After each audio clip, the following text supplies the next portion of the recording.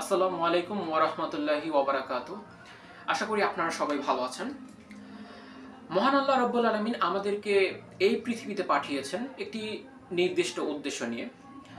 আর সেটি হচ্ছে মহান আল্লাহ রাব্বুল আলামিনের দ্বীনকে এই পৃথিবীতে প্রতিষ্ঠা করা।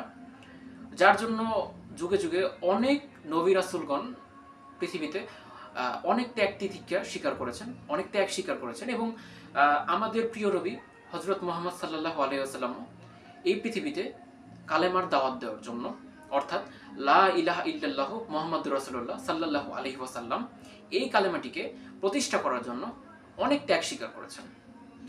এরপরও অনেক সময় দেখা যায় যে অনেক সংশয়বাদী কিংবা নাস্তিক কিংবা কাফেররা মহান আল্লাহ রাব্বুল আলামিনের উপর বিশ্বাস স্থাপন করতে চায় না, কিংবা তারা মনে করেন যে এই পৃথিবী কিংবা এই মহাবিশ্ব এমনি এমনি সৃষ্টি হয়েছে, কিংবা মহাবিস্ফোরণের মাধ্যমে, বিগ ব্যাং তত্ত্বের মাধ্যমে সৃষ্টি হয়েছে, কিংবা কোনো একটি নির্দিষ্ট কণা থেকে বিস্ফোরণের মাধ্যমে সৃষ্টি হয়েছে।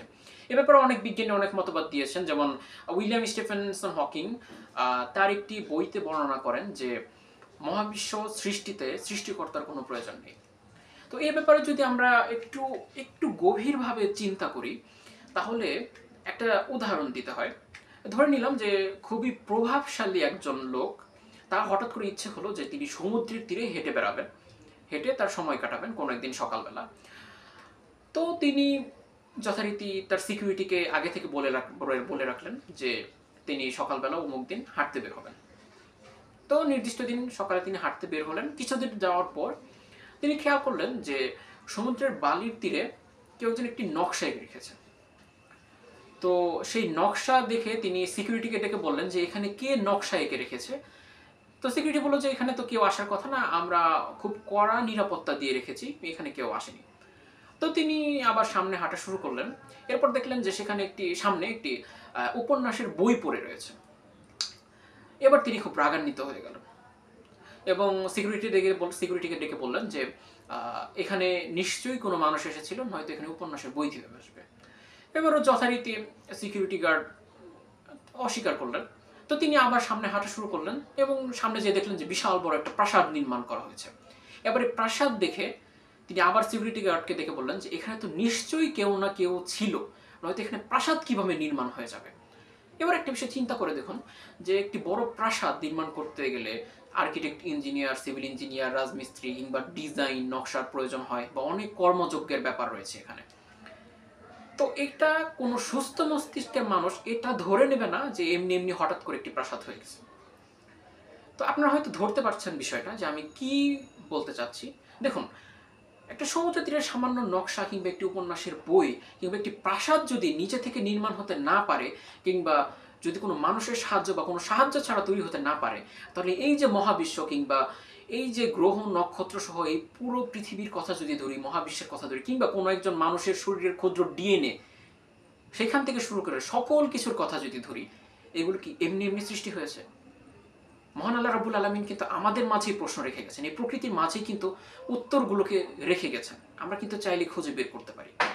আবার দেখুন, অনেক সময় অনেক সংশয়বাদী কিংবা নাস্তিক কাফেররা বলে যে আমাদের যে পবিত্র আল কুরআন, এটি আমাদের প্রিয় নবী হযরত মুহাম্মদ সাল্লাল্লাহু আলাইহি ওয়াসাল্লাম নিজে নিজে লিখেছেন বা নিজেই বানিয়েছেন। নাউজুবিল্লাহ। এখানে আমরা প্রমাণ করতে পারি। যেমন দেখুন, কুরআনে একটা বিষয় বলা আছে যে হযরত মূসা আলাইহিসসালামের সময়ে তৎকালীন রাজাদেরকে ফেরাউন হিসেবে কুরআনে সম্বোধন করা হয়েছে।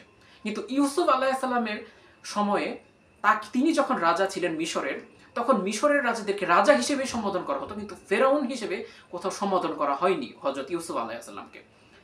হ্যাঁ, তাহলে এখানে খেয়াল করে দেখুন যে 4000 বছর আগে বা 5000 বছর আগে, হ্যাঁ, এই ইউসুফ আলাইহিসসালামকে রাজা বলে সম্বোধন করতে হবে, কিংবা মূসা আলাইহিসসালামকে ফেরাউন বলে সম্বোধন করতে হবে, এটা হযরত মুহাম্মদ সাল্লাল্লাহু আলাইহি ওয়াসাল্লাম মরুভূমির একটি দেশে বসে কিভাবে জানতে পারলেন? এটা কিন্তু ভাবার মতো একটি বিষয়। হ্যাঁ, এরকম কুরআনে পাকে অনেক রকমের প্রমাণ রয়েছে। আমরা চাইলে অনেক যুক্তি তর্কের মধ্যে যেতে পারবো, কিন্তু আমার ভিডিওটি অনেক লম্বা হয়ে যাচ্ছে। তো আগামী কোনো ভিডিওতে আমি এই বিষয়ে আবার আলোচনা করব এবং যুক্তি তর্ক নিয়ে আবার হাজির হব। যেমন যুক্তি তর্কগুলো দেখায় বিভিন্ন নাস্তিকেরা, বিভিন্ন কাফেররা, সেই যুক্তিগুলোর উত্তর দেওয়ার চেষ্টা করব ইনশাল্লাহ। কিন্তু আমি এই কথা বলে রাখবো যে কখনোই কোনো নাস্তিক কিংবা কাফের যতই সংশয় প্রকাশ করুক কিংবা সন্দেহ প্রকাশ করুক, এর দ্বারা কোরআন কখনো ভুল প্রমাণিত হবে না, কিংবা ইসলাম কখনো ভুল প্রমাণিত হবে না, কিংবা মহান আল্লাহ রব্বুল আলমিনের উপর সন্দেহ প্রকাশ করা যাবে না। মহান আল্লাহ রব্বুল আলমিন আমাদের সবাইকে হেদায়েত দান করুক। আমিন। সবাই ভালো থাকবেন, সুস্থ থাকবেন। আসসালামু আলাইকুম ওয়া রাহমাতুল্লাহি ওয়া বারাকাতুহু।